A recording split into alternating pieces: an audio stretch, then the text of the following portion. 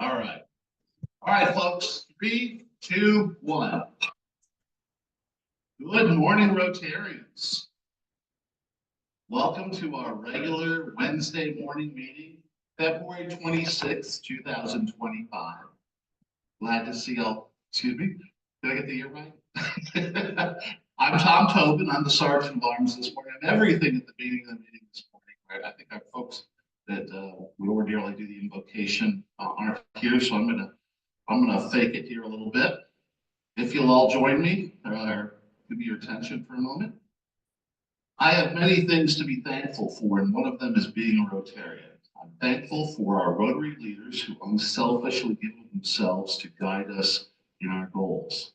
I'm thankful for the friendships that are made as we work together. I'm thankful for being among Rotarians that have different faiths, goals, and genders who are all working for the same goals. I'm thankful for our programs that inspire us with wonderful people who are dedicated to their great works. I'm thankful for being reminded that our own personal good fortune should be shared by others. I'm thankful for knowing the happiness shared by other Rotarians and the weekly reminder to think about what I'm happy about. And I'm thankful for being a Rotarian who is reminded that in our busy and sometimes self-consumed lives, that service above self is a wonderful motto and try to live by. And then if you'll join me in the Pledge of Allegiance. I pledge allegiance to the flag of the United States of America and to the republic for which it stands, one nation, under God, indivisible, with liberty and justice for all. And the four-way test of the things we think, say, and do. First, is it the truth? Second, is it fair to all concerned? Third, will it build goodwill and better friendships? And fourth, will it be beneficial to all concerned? I don't see any guests this morning, so having covered those bases, please welcome Kelly, our President Kelly, to this podium. Thanks, Tom.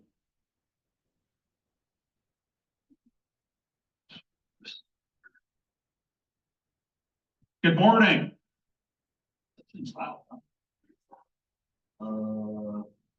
A couple of things to get off the list right away.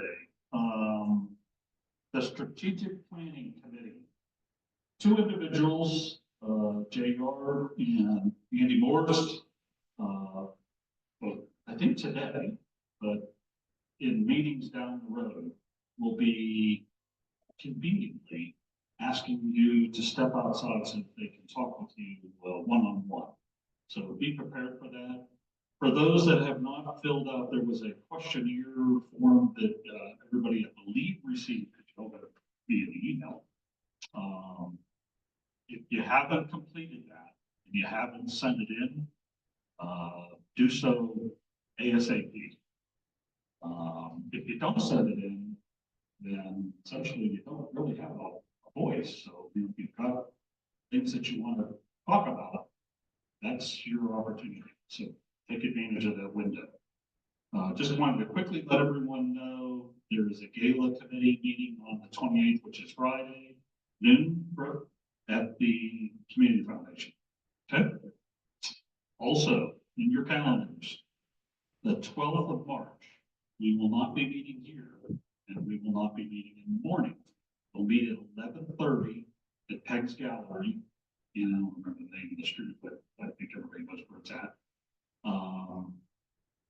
And that will last roughly 1 hour. So a half an hour you'll get with Courtney in the gallery itself, and another half an hour you'll be escorted over to the Baldwin House for a tour of the Baldwin Bus House. We are attempting to do this also by Zoom. So those of you that join us via Zoom, you will still be able to join us and feel like you're there. So that should be kind of cool. April the 2nd, we will meet here. Same time, everything's the same, but no regular club meeting. The Hudson Fire Department and Hudson EMS will be here. EMS will take us over here to this dining area to teach us things for choking, things for CPR, and then in this room, Hudson Fire will talk about all things that are fire prevention. And then on the 4th of June, I know it seems like a long ways off, but I'll tell you what, I wish it was the 4th of June tomorrow, because it would be warm. We will be meeting same time of meeting at the cabin. So it will be a regular club meeting, no speaker, but we'll be meeting at the cabin. And it's highly likely, I would say, but that probability at 80+%, you will be enjoying breakfast at that meeting. I'm sorry? June 4th, the first meeting of June. So I don't see Pat here this morning. Yes, that will, yes, thank you. That will also be fine day. So I need to get with Pat because the foundation meeting is the 12th. And that is also meaning that there will be no board meeting on June the 4th as well. Okay, who's introducing our guest? Well, I'll have the lovely Marilyn Orr introduce our speaker today.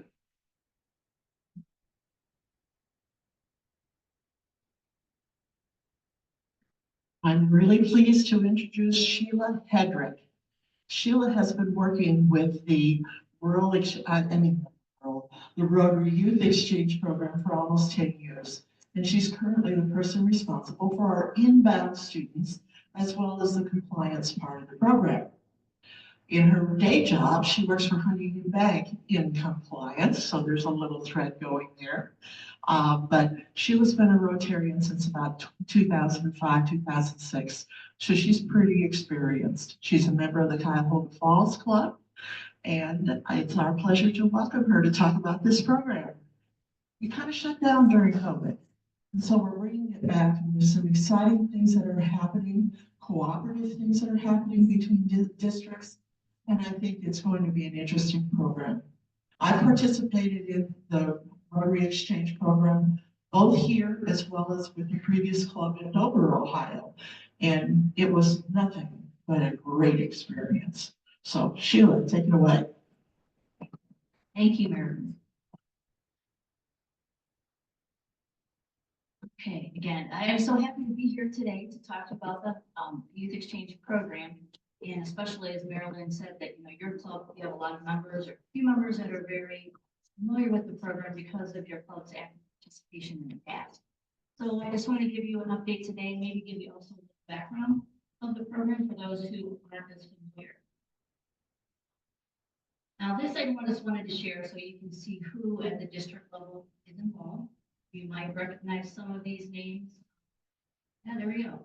Use the pointer. Pat Kelly is a member of the Crosstown Rotary Club. He has been in the exchange program for well over 30 years in various capacities, even at the multi-district level, which I'll get to in a minute.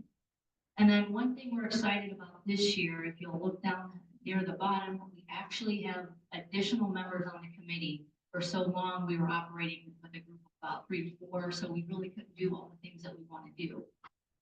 This is really one of our best kept secrets, this program, and we don't want it to be a secret anymore because it's too good to keep a secret. So Jennifer Kelly, she has agreed to be the marketing chair. So her and along with other Rotarians are working on information to be able to get out to the larger community and create information and materials that the clubs can use to promote within your club. So you won't be expected to go out, gather information yourself. This way it'll be a consistent message and you'll have the materials at your fingertips.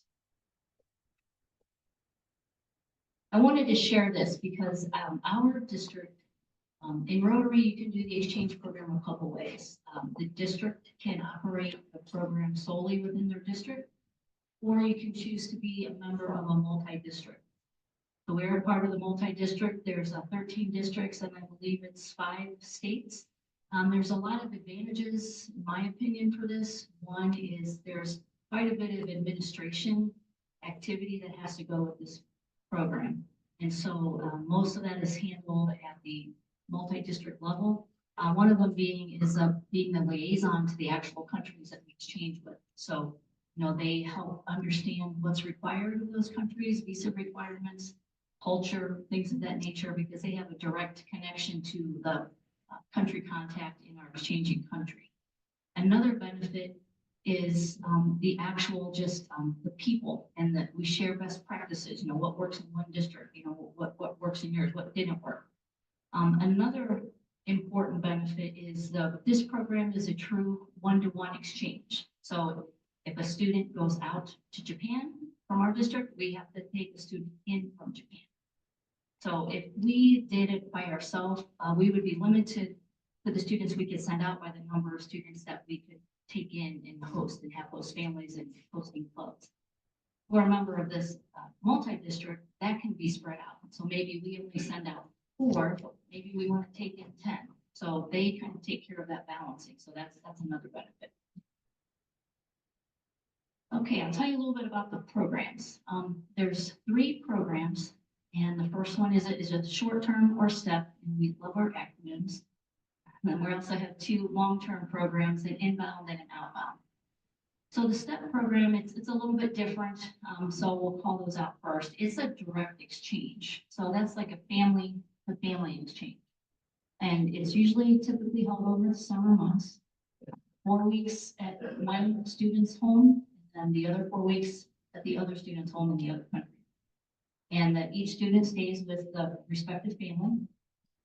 That does require a sponsoring Rotary club, but there's no monetary commitment from the sponsoring club.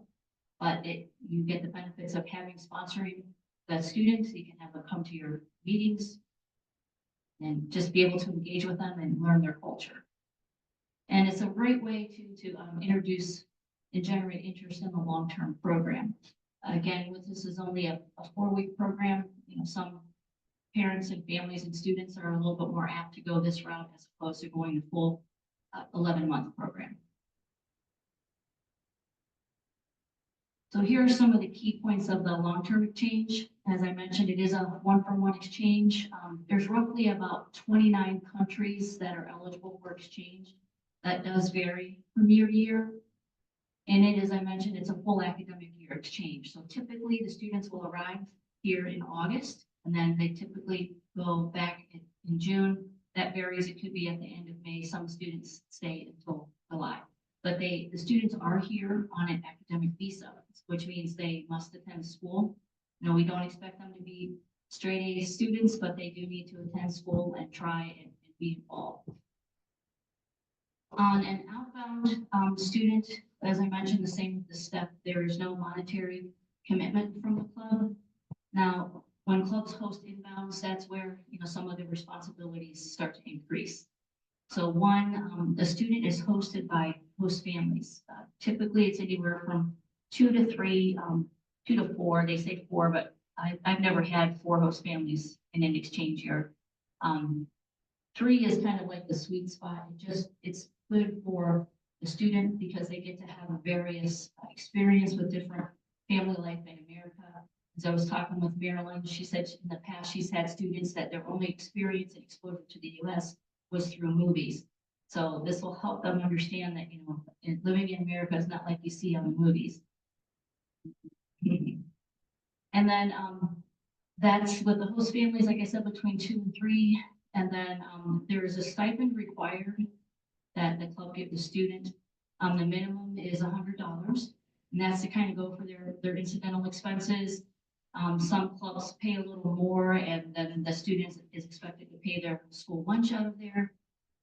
There are some, leeway. Some clubs pay for certain things, some clubs don't.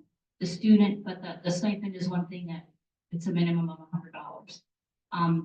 There's some fees that the student is responsible to pay for, certain school fees. If they want to go on a trip, if they want to buy a computer. You're not responsible, neither is the host family responsible for those kinds of expenses. Now, the host family is not getting paid to do this. They are doing it because they want to and they want to get that experience, but they are expected to take care of that student just like they would their own son or daughter. And another benefit of this exchange program is just a great way to promote your club. You know, you can, all the students sign a release as part of their application process. So if you want to use, you know, their picture to support, to promote the program and your involvement in the program, you can, you know, put their picture on, if you have a website or your Facebook or in a news article. And it's a way to, you know, generate interest in the community, you know, promote your club within the community as well as the schools. So I went over some of this already, but there's some roles and responsibilities within the club. As you know, over the last couple of years, the district has developed a youth protection program. And as far as the youth exchange, they've been operating within those policies since the inception of the program. So it's really not new for us, but there are two roles within the club that are really important. One is the youth exchange officer, or YEO.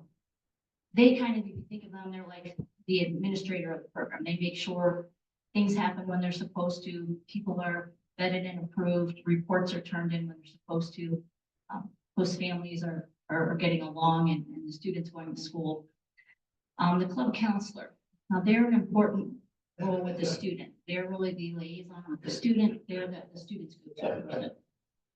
They're responsible to keep in touch with the host family, keep in touch with the school's relationship with the student and how the student's doing at school. They also have to submit a monthly report because that report gets read and it helps the country contact understand, you know, how that student is, you know, getting along in their school and in the country. And it kind of helps that way if there is any issues, you can kind of catch that early. Another responsibility is to engage with the student. So this would really go along with any Rotarian in the club. You know, they're here for a cultural exchange, so and we really want to take advantage of that, learn about them. And so, you know, we're trying to promote peace, you know, one person at a time and get rid of those stereotypes. So that's one responsibility of the club is engage the student. We've had some clubs to where the student never comes to a Rotary meeting.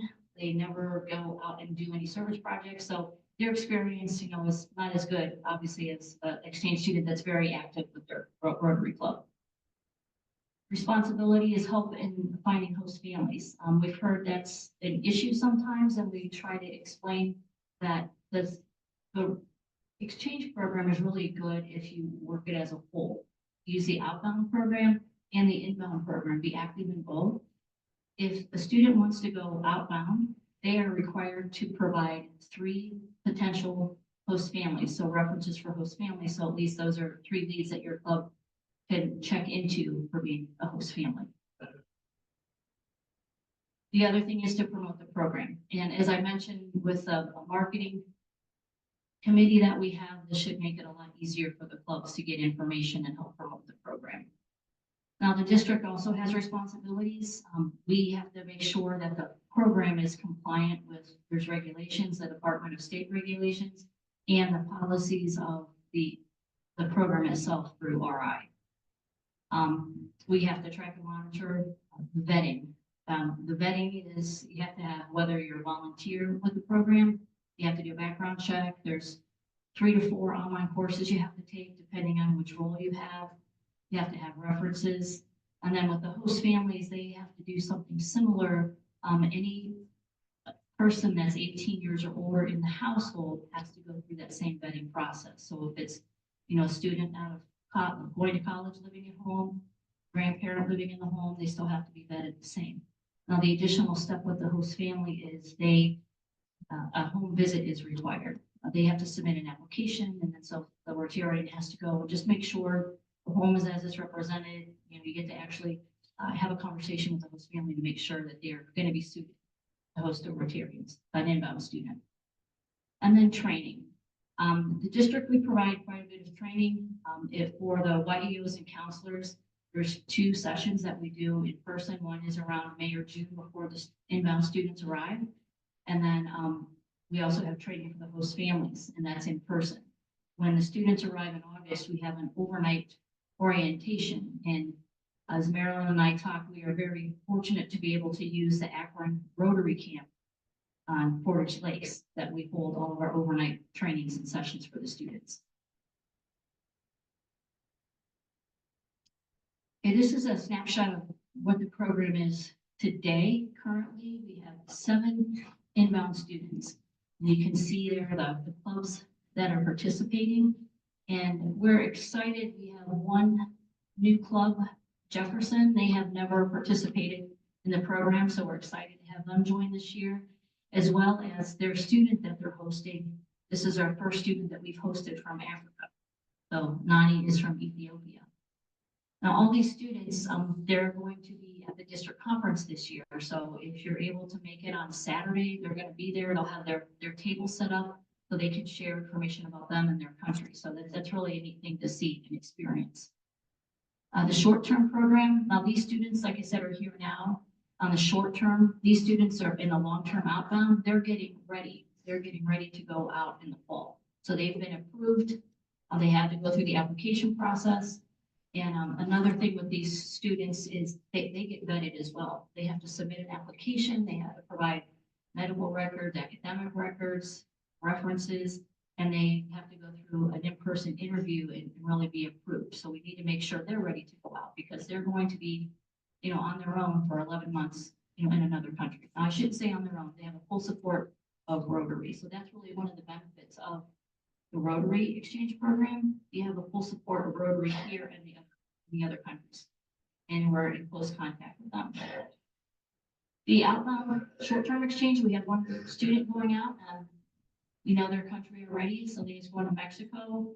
Now the long-term, something interesting there, Madeline actually completed an outbound long-term exchange last year. She went to Chile. She loved it so much, had the greatest experience. It worked out with her age that she was able to go back again. So she's going outbound again, and she's going to go to Turkey. So that's really exciting. So she's a great ambassador, and she's able to kind of show the ropes to other people that are going to go out, the outbound students that are going to go out behind her. So that's what we try to do also is the students that are returning, we call those rebounders or ROTEC students. We involve them in the training that we use for the students as well as the Rotary clubs because they can give us some very helpful hints on how their exchange went and what worked and what didn't for them. So as you can see, we have 3 other students going out. Now, Macy was a little bit late getting her application in, no fault of her own. She heard about the program and she got her everything ready in like 2 weeks. So she did really well. We're just waiting on her country to sign. Now, 77 students, that's within Ohio Erie multi-district. Before COVID, that was over 200. So as you can see, the participation is down, but it is starting to build back up. These are just some opportunities. I won't go through all of them, but just, what are the benefits and opportunities for your club if you get involved with this program? Now, there are ways to get involved with the program without hosting or sponsoring a student. You can get involved with the district committee. You can also have the student come to speak to your club, have them join your service projects too. So, and then you can also be involved. We have we try to do it monthly events with the students. So there's I'll show you in a few minutes on the district calendar where you can find, on the district website where you can find the calendar of events that the students have to attend. There's some that are mandatory, like training in the district conference, but we do offer some optional events, like Stu Buchanan always arranges for the students to go to the Guardians game and a Cavs game, one of the Cavs game next week. We've had clubs sponsor bowling, tobogganing, ice skating, canoeing, and we're trying to work with the Strongsville Club. They would like to have the students go out in the Dragon Boat this year. So we're trying to see if that will work for the fall. So there's a lot of ways to get involved, and it's a good way to get your members engaged. And as I mentioned, you can volunteer at the district level as well. We're always looking for people to help in any capacity that you would like. Here I wanted to show you, there's a lot of resources available on the district website. When you're on the home page, under Youth Exchange Services, I think is what it says. And then you click on Youth Exchange at the bottom. And then this next page will open. This is a very enlarged version, but you can see over on the left-hand side, right there is where that calendar of events, you click on that and that'll show you what the students are doing. And then a lot of different information. You can get information on the outbound program. Now you can see it says study abroad scholarship. We found that when students are looking for exchange programs, they're really searching for study abroad. So they're not looking for an exchange program. So we are kind of changing our name and to refer to it that way. So when they do a Google search, our Rotarian exchange program will come up. And it's really considered a scholarship because the value of the experience for sending a student abroad, attending school, room and board, it was calculated to be about $30,000. So that's a great benefit and something that the club can promote that they offer if you even sponsor an outbound student because you're providing that opportunity for that student. Now, the cost to send a student out, it ranges, we say usually from between $5,000 and $10,000 that the parent has to pay. Now, it depends. It depends on the country you go to because you have to pay for flight, insurance, and then any like optional activities the student would like to do over there, whatever country they go to. Now, one of our host families last year, not a host family, but our natural parent, she said they spent about $5,000. And that's it. And then you have all the, benefits of being in the Rotary program of having that contact with Rotarians and knowing, that there's a Rotarian on the other side, watching out for your student. So again, there's a lot of material there, whatever you're looking for. If you need information, we try. One thing that the district does is we support the clubs that are in the program by training, but also by giving you materials to self-serve, giving you training in person, but also, the contact information of myself and Patrick. Anytime you have a question, you just call. We're here to help because we want the program to be successful and we want your club to be successful. And we want the students to have a great experience. So I wanted to say thank you and share a picture. This is the inbound students and some of the outbound students, some of the committee members. We had one of our overnights at the camp in December and they were dressed up as elves or kind of celebrating Christmas. So just want to thank you. If anyone has any questions, I'll be happy to answer questions.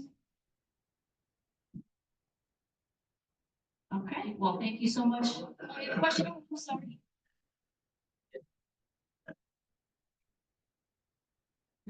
I'm sorry. Obviously, we would be doing this at Hudson High School here. Hudson, has this been done at Hudson High School before? Yes, and yes. Marilyn will probably speak a lot more. The club has been extremely active, probably post-COVID. One and sometimes two I students. know Joe posted that we have kids go out. Okay, so I know that the schools have developed policies to have students now in this program. Other ones, is there a template or, so if we want to initiate a representation at Hudson High School, it mentioned, contact for language speakers and so forth. I'm wondering if there's a more detailed template of how to go about it. Actually, now I wouldn't say it's documented. That's what we're kind of working on with the marketing folks, but there's resources within the program that are very willing to walk you through, what's important to talk with the first thing, what's important to talk with the school, what's important to make sure you have, arranged and who to contact in the school. I'd say one thing is if your club has someone from the school system in your club or has a contact, first, usually the guidance counselor is good to go to or a principal, just to kind of get that in and first find out, are they interested in having a Rotarian exchange student at their school? And a lot of times it's up to the student's responsibility. Sometimes the grades transfer, sometimes they don't. That's something to find out from the school. We'd like the club to be very involved if they're going to accept the student, but when the student registers for school, because we'd like the Rotary Club contact at the Rotary Club to be the school's contact in case there are issues or questions with the student at school, and make sure they can keep up with their grades and things of that nature. But there's not really a written template at this time, but there's a wealth of knowledge that can be passed on, and like I said, we're working on getting that for you. Because I'm thinking that perhaps the school board members, Oh, nice. that we could actually see if we could arrange a presentation, and communicate through the board of counselors, but actually, bring the students together who are interested in running for it, and perhaps get yourself or someone from the parents are all. Yes, I think that's a great idea. And then also what we recommend is when possible, have the students themselves come because they sell the program a lot better than, we as Yeah. adults standing up here because they can share their experience, whether we can get an inbound or an outbound or both. Sure. But that's a great idea. We've not had great success at Hudson getting students to go outbound. Inbound was another story though. Joe Villa was leading our efforts and I joined him in 2018 and we had 2 students that before COVID. The first that I worked with was Leah LaFond. I don't know if you remember Leah. We're still in contact with Leah. She's now graduated from college. She has been back to Hudson since she was from France. She was the cello player and the dancer. I mean, we just had a wonderful relationship. She was just the best kid. I remember taking her to an Apollo's Fire concert at the Cleveland Art Museum, and the pre-concert talk was being given by the cello player, who was from Belgium. His name was René Schiffler. She walked in the front door, saw him at the front, and you would have thought that she saw Mick Jagger. She knew him. She knew of his work, and she was so excited. She wouldn't talk to him, but she would sit up front to listen to what he had to say. She had 10 years of cello under her belt, and she was just an amazing student. The next year, we had a young girl named Serena, who was from Spain, but not really. She actually was from the Canary Islands. When we introduced her to the guidance counselors at the high school, they asked her what her favorite sport was, and she said surfing. Well, you're not going to do that in Hudson, okay? But each of those students had an absolutely outstanding experience. Part of it was really the wonderful families that we had. The Ackermans were a family that hosted both of those students. And I remember that they had a disabled daughter who participated in a number of events. And Leah was a little afraid of moving into that household. She was an only child and she had had no exposure to disabled adults. And it became an absolutely wonderful experience for her. And I believe she may have played with Soccer for All. She did. It was just a really cool experience. Our issue is finding families. We had not only the Ackermans, they found the other families. One was a math teacher at the high school, which helped get our kids off to a good start there. The other family was involved in foreign service. It's still involved with that. So, our families can help us do this, but in order to relaunch the program, it's going to take some work. But I don't think it's an impossibility. I think probably the best program for our own students is the STEP program with 4 weeks out, 4 weeks exchange. Actually, we've had a program somewhat similar to that Roland Wenzel put together. I know my son Matthew participated in that, and he stayed with 2 families in Germany, and their children stayed in our home. So there's been an experience somewhat like that, and it's always wonderful. I mean, kids need to understand that things are different in other countries, and yet they work for them. That America does things differently, and it isn't always the best way to do it. And so they also grow up and grow more independent. I think more critical thinkers after having an experience like this. So anyway, I'm hoping that we can maybe get something going. I know that was before our time. I know that there was a young man named Luis. Somebody in a rock band? Oh, good grief. But anecdotally, I remember there was a young lady that we had years ago from Bolivia. And I believe that when it came, and I think her father was a general in the Army. And when it came time for her to go back at the end of the school year, whatever it was, might have had to go back. It was like a revolution. So it kind of like temporarily delayed march back.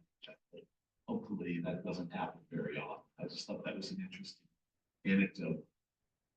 One more comment. I remember a young man after dinner, the very first dinner he had, the mother in the family said, "Take your dishes to the kitchen."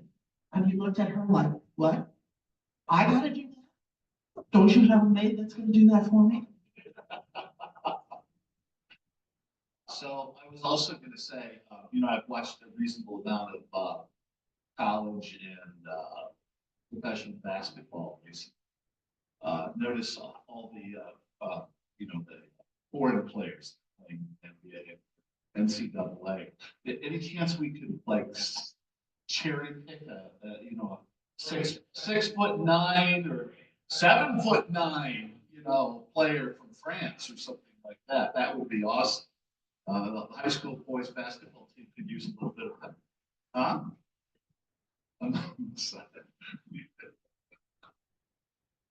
Thank you for coming. Yes, as Marilyn has indicated, our club has had a long history, starting with a guy by the name of Pat Kelly, who was our club president many years ago, and obviously had pushed that. Two quick questions. One is, whose idea was it to send a guy from Ethiopia to Jefferson in the middle of the snow belt? I mean, is that a little perverse? Yeah, that's what we wondered about that, but usually how we've been doing it, because a lot of times we don't get the student applications, like we know which countries that we're going to exchange with, but we don't have the student applications, because even our students that are going out, their applications are in the process of being complete, so they're not sent to the country yet either. So a lot of times we know the country first and the specific student later. So in order to get the club prepared, we ask them to select which country they would prefer. And then we kind of go from there. So Jefferson, we kind of do it on the order in which they get their host commitment form in. The club has to sign a form. Yes, I agree to host a student. So we kind of like the first come, first serve. You got your form in first, you get to pick which country. That's kind of how we've been doing it, because we get the applications in so late. And then, but that's how Nani ended up in Jefferson. But she's doing great, having a really good experience there. Sure. But she does get chilly up. Yeah, seriously. Yes, as far as the basically restarting the program here. As I said, we have had activity here.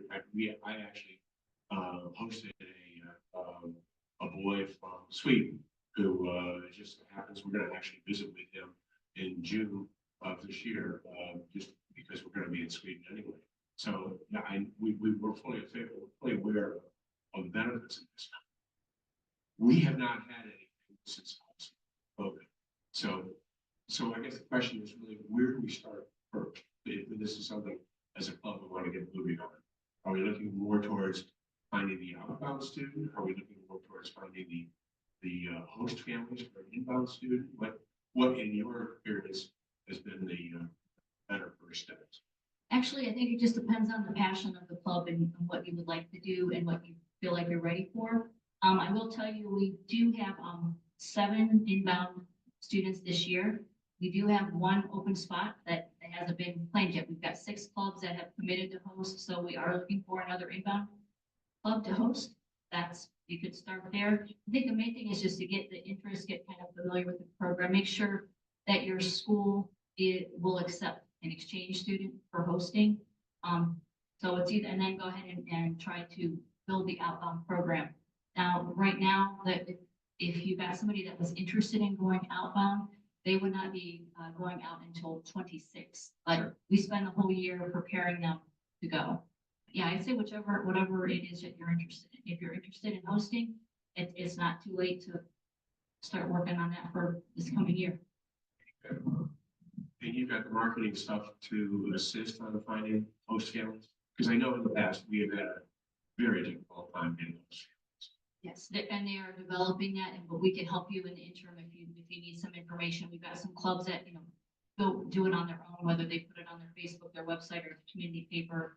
So we can give you some language to use. I think the main thing is we can't promote the program to say it's a paid program, obviously, because it's not. So we just have to present it the way it is. But it's pretty. We can help you with that, I guess. So along those, so a couple of things. Yeah. So I think we've been more on the posting, thinking about ways to promote sending. I know. So I was on board, and I remember we did pass a policy. It's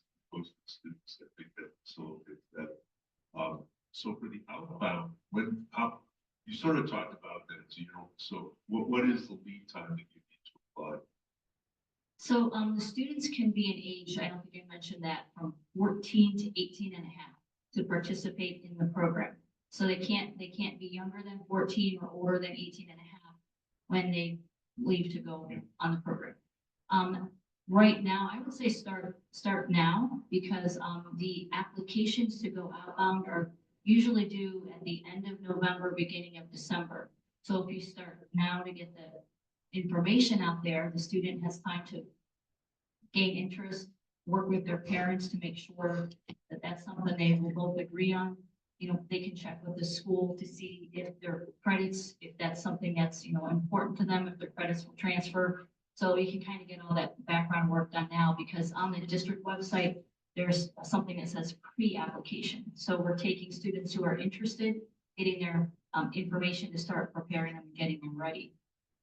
So I would say now would be a good time to start. Great, and then also, you have press releases that we can use for both owning host families and the outbound.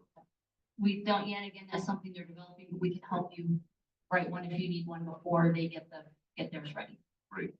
So, yeah, Yes, thank you. That is a need, because, we can't expect the clubs to develop all the material and, well, also for a press release, why reinvent? you want it exactly correct. Mhm. Oh, okay. Yes, so, because of COVID, as we said, the program has declined in participation, but we have also the last couple of years been working with our neighboring district 6600, because their program, they haven't had a program at the district level for a couple of years. They've been extremely involved in years past. I think the leadership there had decided, they felt maybe the risk was too great. The person who, the district governors at the time, and the leadership there. So, but they are getting back into the program next year. But the last couple of years, their students, our district has sponsored their students that they've had who live in their district to go outbound. And they've come and joined us in our activities, in our training, and they've joined us at our district conference to also get their jacket and get officially commissioned. So it's been a good partnership working with them. It's directly to our western neighbor. Thank you very much. Thanks, Sheila. The only thing I remember was, it's the same, but different, is what you tell these kids. Everything's the same, but different. Friendly reminder, there's one final meeting at the district level for the grant committee, or the grant management. That is the 8th. It's a Saturday. It's from 9 to 11. So, correct. So we needed our club to have 2 people that have taken this, I'll call it a course, but I don't think that's really what it is. I believe we have 2, but I know there are 2 more, myself and Keith, that are doing the 8th. But if you wanted to sign up, go to the district's page. It's right at the very top. Just click on it, and then it'll send you an email a couple of days before the 8th. But do keep in mind, the 8th is a Saturday. So if we got other things to do, that may not be a good thing to do. I think that's it in terms of all that stuff. So let's do Roadbuck. How's that? And what do we got? We have a payout of 5 and a jackpot of 187. Not a lot of tickets, guys.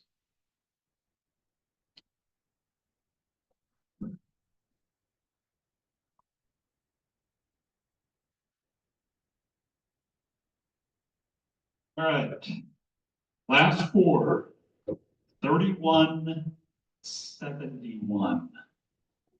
Oh, Gail, come on up. Good morning. Dick. Let's get it on. Come on.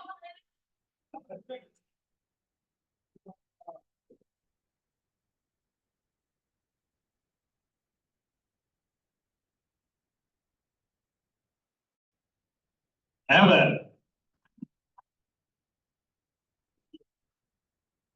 Good try. All right.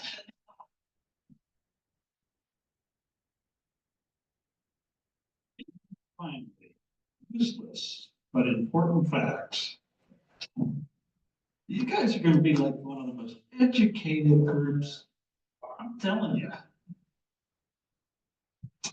Well, it might seem like you've been afraid of snakes and spiders since you were born. That's not true. There's actually only two, scientists have determined there's only two human innate fears when you're born. It's the fear of falling and the fear of loud sounds. The rest of your phobias you learned in your lifetime. So you're only born with two, falling and sound. And with that, everyone have a wonderful Wednesday. See you back here next Wednesday, March. March just means tomorrow. And Friday next week. So you're everybody enjoy the day.